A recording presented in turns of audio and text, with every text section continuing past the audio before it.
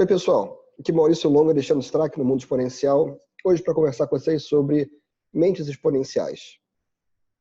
O que a gente está falando aqui? Mentes exponenciais.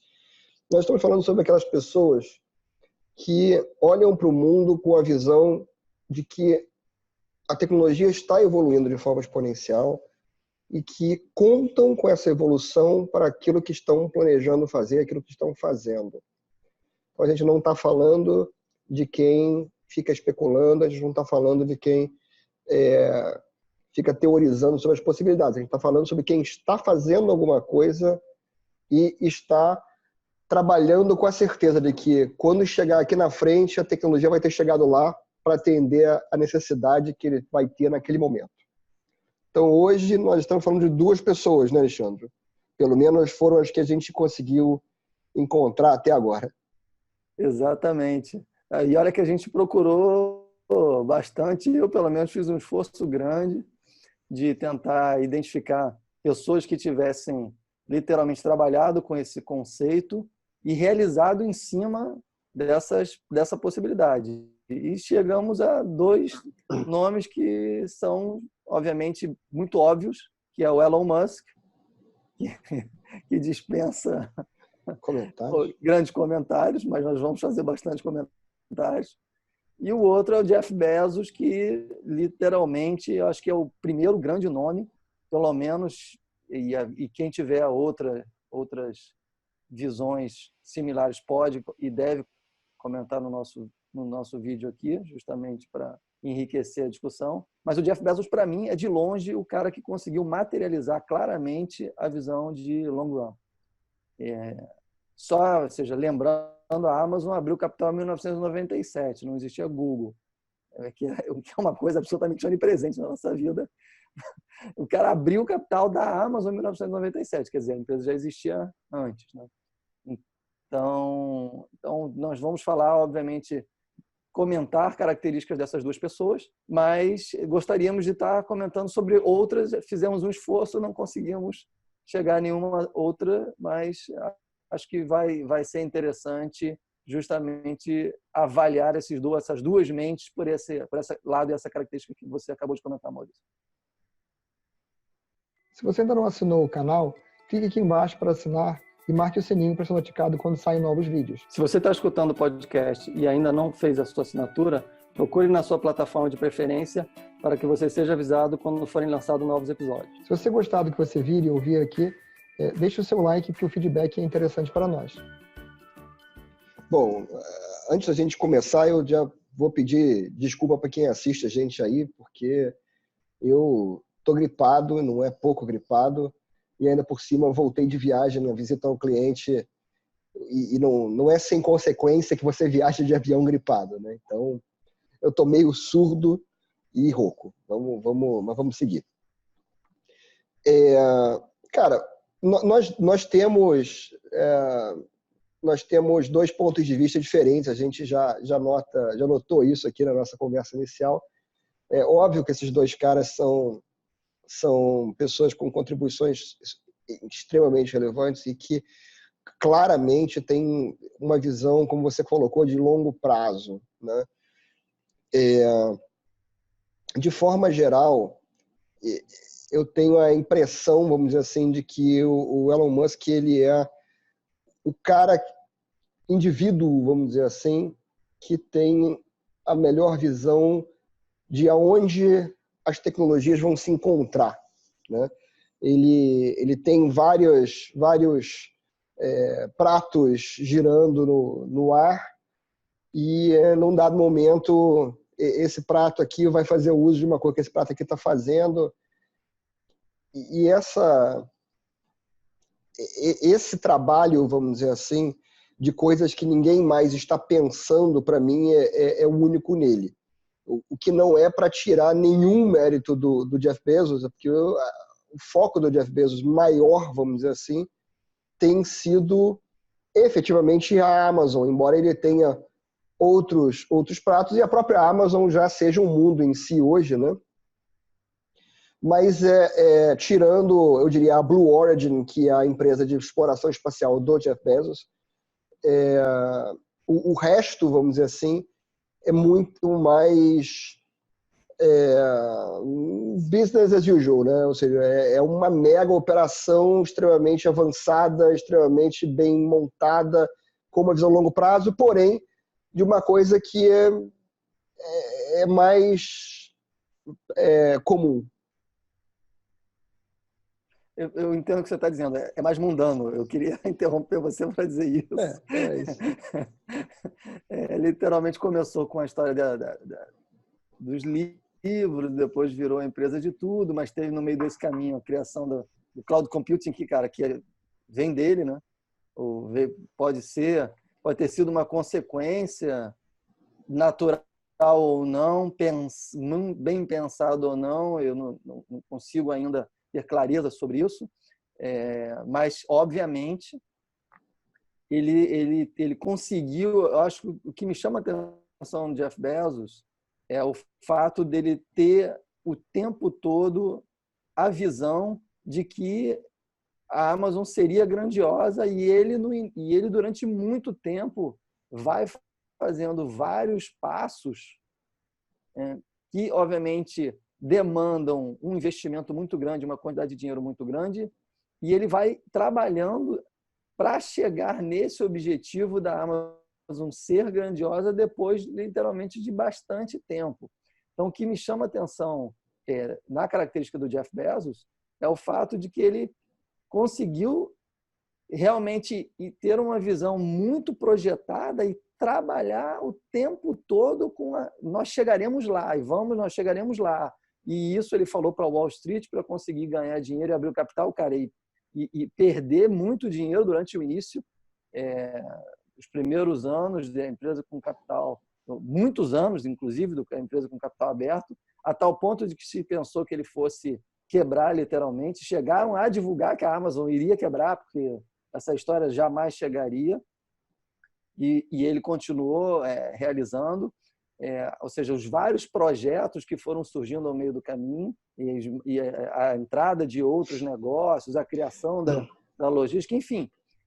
O que eu vejo nele é essa projeção muito clara de nós vamos chegar nesse ponto. E é claro que hoje é difícil imaginar qual é o próximo, ou são os próximos pontos que ele está imaginando.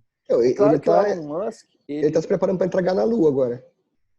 Que talvez seja exatamente como você falou, a outra empresa que ele está trabalhando bastante e que a gente talvez não se ouça falar muito por aqui. Já o Elon Musk, eu acredito nele que ele tem isso que você falou, ele tem umas metas gigantescamente ambiciosas e ele vai criando várias empresas para poder realizar em cima dessa meta. E ele, obviamente, as visões do cara são muito distantes, a tal ponto de serem para muitos absolutamente loucura ou impossíveis, como levar a gente para Marte. Né? Então, eu diria a você que, só antes da gente se distanciar muito, que, voltando no Jeff Bezos, que a Amazon ela nunca foi uma empresa de prejuízo. Isso é o que todo mundo via. Mas todo mundo via porque ele investia de volta na empresa tudo que a empresa produzia.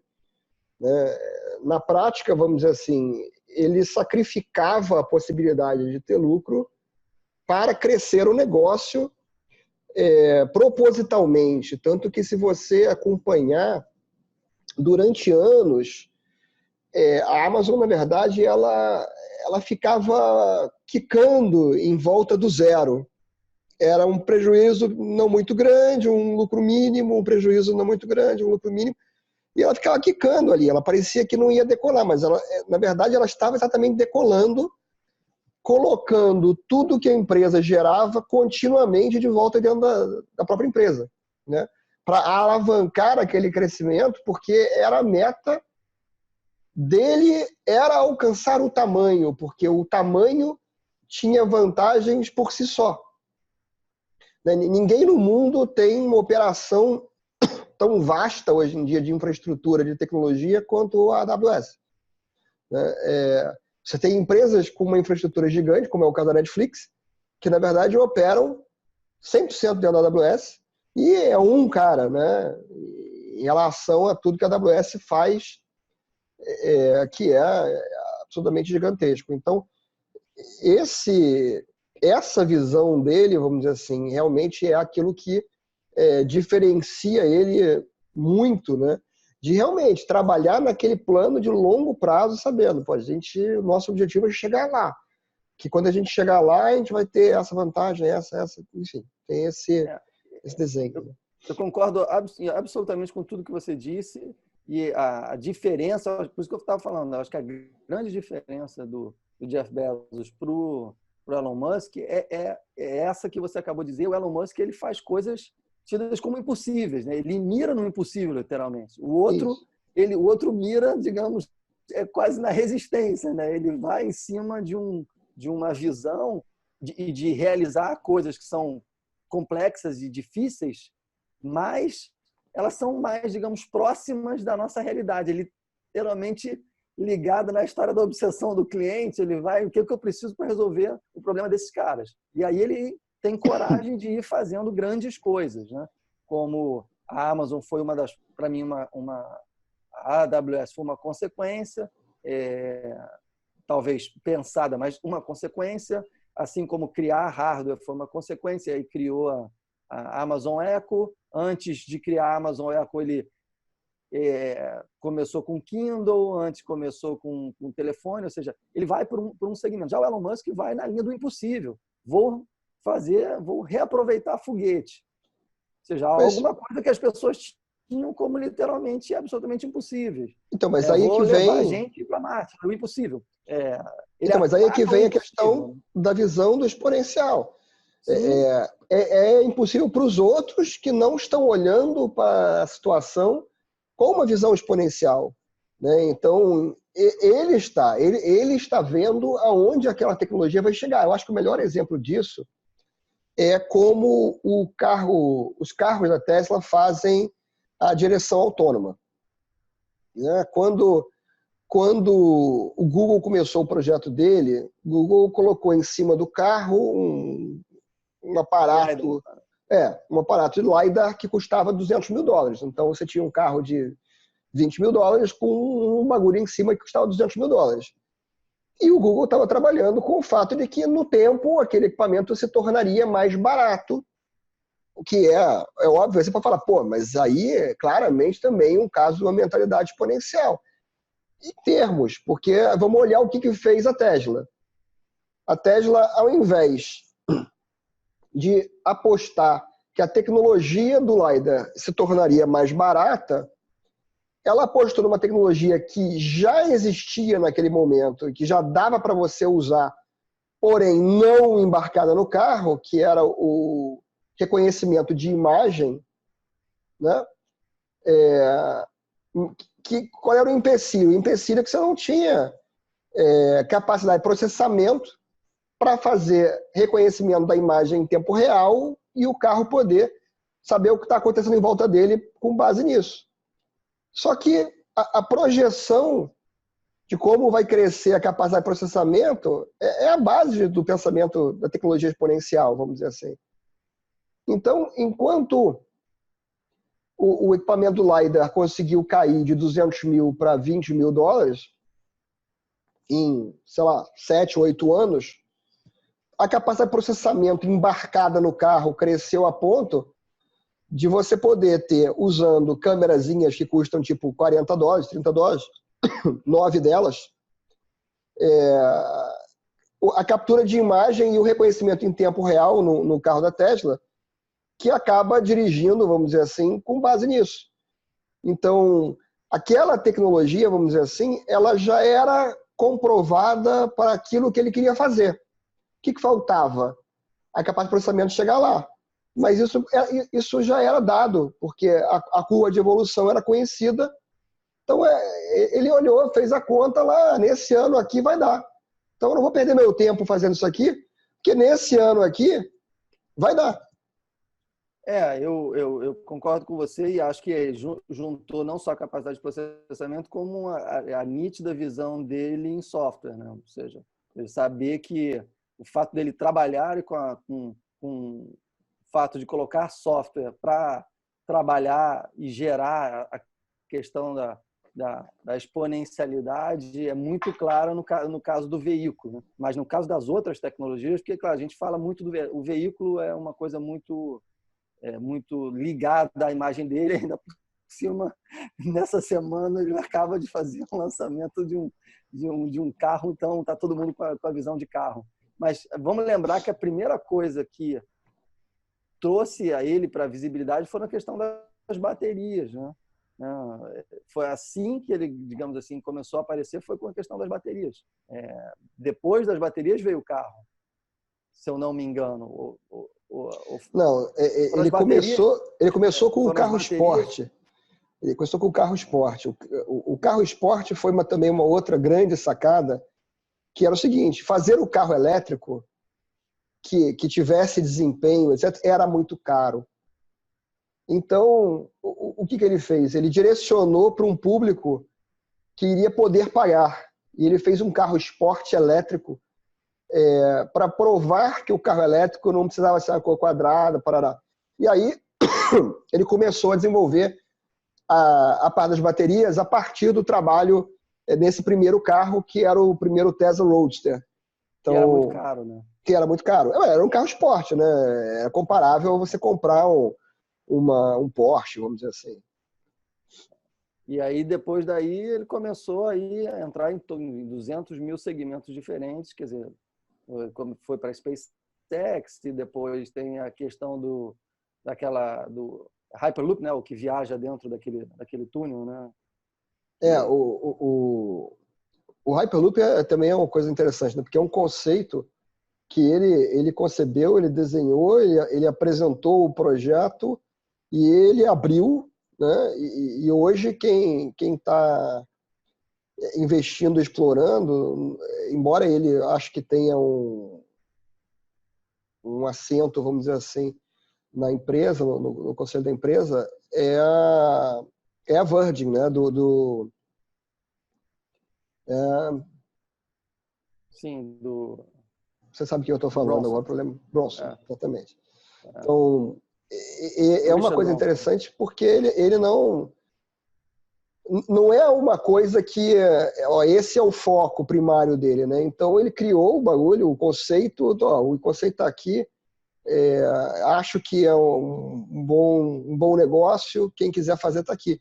O que é engraçado, né? Porque no caso da Tesla também é a mesma coisa, né? Ele abriu todas as patentes da Tesla para uso sem tarifa, sem taxa de licenciamento, para quem quisesse usar, e ainda assim as empresas automobilísticas não conseguem fazer um carro igual ao dele.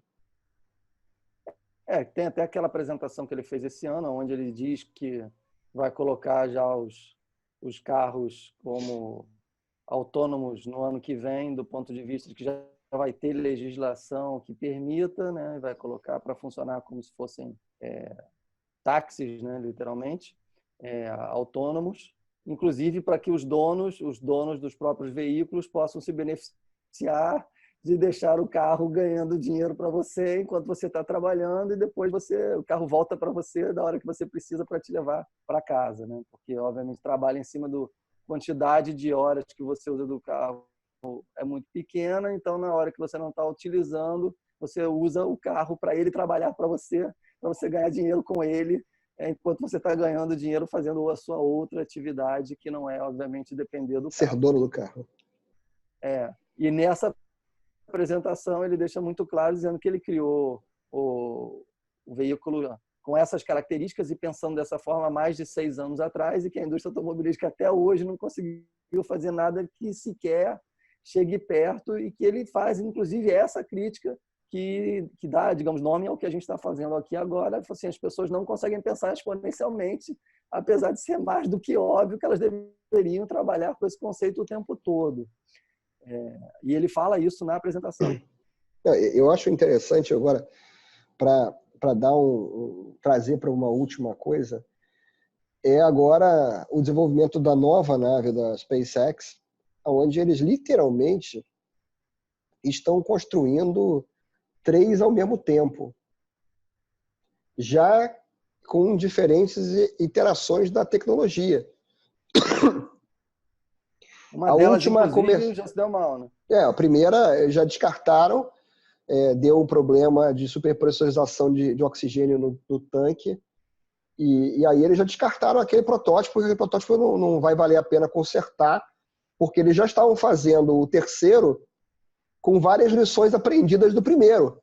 Então, ao invés de consertar o primeiro, jogar fora o primeiro e vamos continuar com o terceiro, porque aí já estão um passo à frente. E ele fala claramente na apresentação que ele fez outro dia, quando ele apresentou o primeiro protótipo, né, que eles estão tendo avanços exponenciais na criação dos foguetes a cada modelo que eles começam a fazer, e eles estão começando a fazer com um intervalo de 2 meses. Né? Lembrando que o cara que você acabou de falar, ele está jogando fora uma nave, né? Não está jogando fora um protótipo de, sei lá, de um telefone, está jogando uma nave. Uma nave que vai levar a gente para um outro lugar, entendeu? Não, e é um negócio do tamanho de um prédio de 14 andares. Mano. Então, pois isso, estou falando, é uma coisa gigantesca. Ou seja, pegando, eu acho que quando você vai para essas questões que são literalmente ligadas a uma possibilidade futurística, e aí a gente também pode ligar com Elon Musk, porque o projeto da Blue Moon é, assim, bastante ambicioso e demonstra também a visão exponencial que ele tem, né? Porque, ou seja, ele trabalha com o fato de você criar uma estação na Lua, onde você vai usá-la como uma estação intermediária para você poder explorar outras possibilidades, que são ir a outros planetas ou construir aqueles planetas que ele dá um nome que eu não me lembro agora, que são literalmente planetas... Que é a visão do Jeff Bezos, na verdade. Né? Exatamente, que é a visão dele. De novo, que ele trabalha com uma projeção que é absolutamente possível, mas, ou seja, tanto é que ele já demonstrou a primeira versão da Blue Moon, né? Ou seja, então eles estão trabalhando justamente para já conseguir colocar na Lua, que é algo que é factível. Agora, dali para os próximos movimentos, e que já literalmente extrapola a cabeça, ou extrapola a capacidade de pensamento da grande maioria das pessoas e de acreditar como os próximos passos são possíveis. Mas ele faz uma projeção dizendo que isso, obviamente, será necessário, dada o esgotamento das capacidades no planeta onde a gente vive. Essas coisas, vamos dizer assim, são curiosas pelo seguinte: a maior parte das pessoas não enxerga os benefícios que esse tipo de coisa trazem para a gente hoje. Olham como devaneios e sonhos e dispêndios de dinheiro improdutivos, né? Enquanto o trabalho que vem sendo feito, por exemplo, pela SpaceX reduziu para 1/7 o valor de lançar um foguete, consequentemente o custo de você botar um satélite em órbita, beneficiando aumento das telecomunicações, do mapeamento de problemas florestais, de problemas ambientais, facilitando o monitoramento de colheitas e por aí vai. Né? E vai continuar com a nave nova, vamos dizer assim, levando isso para um patamar ainda quase que inimaginável, porque a estimativa é que a nave nova reduz em 25 vezes aquilo que diminuiu 7 vezes. Né? Então, você está falando de levar o custo do lançamento de um satélite que era de milhões de dólares há uns anos atrás para uma coisa na casa de 4 mil, 5 mil dólares para você lançar um satélite pequeno. Né? Porque a nave tem capacidade de lançar 300, 400 de uma vez. Né? E aí você começa a ver como iniciativas como o Starlink, da própria SpaceX, que fala em lançar 42 mil satélites, quando o mundo todo até hoje lançou 4 mil e poucos, tem 2 mil e poucos ativos hoje em dia em órbita. E eles estão falando de lançar 10 vezes mais do que o mundo inteiro fez até hoje. Mas por quê? Porque eles estão trabalhando com uma capacidade projetada, que não é a que ele tem hoje, é a capacidade que ele vai ter daqui a 3 anos, vamos dizer assim, de ao invés de lançar 60 satélites cada vez, uma vez a cada mês, lançar 300 satélites 3 vezes por dia. Né? E aí muda tudo, né? Literalmente a questão exponencial. Ele sabe que ele não está projetando algo que é impossível. Ele está não só projetando algo como possível, como ele, ainda que seja grandioso, ele sabe que provavelmente ele vai chegar num patamar muito maior do que aquele, mas já daquele tamanho, já assusta as pessoas diante da grandiosidade do que ele diz que vai realizar. Né? Mas, enfim, eu acho que a gente conseguiu abordar aqui o que a gente queria falar. Gostaríamos, como a gente falou desde o início, trazer outros nomes, se a gente não conseguiu, se alguém conseguir, por favor, não só comente, como traga a discussão, que nós, obviamente, continuaremos discutindo por escrito no vídeo ou nos posts que a gente fizer nas mídias sociais em relação a esse vídeo. Bom, gente, então a gente fica por aqui hoje, a gente se vê no próximo programa. Até lá, um abraço.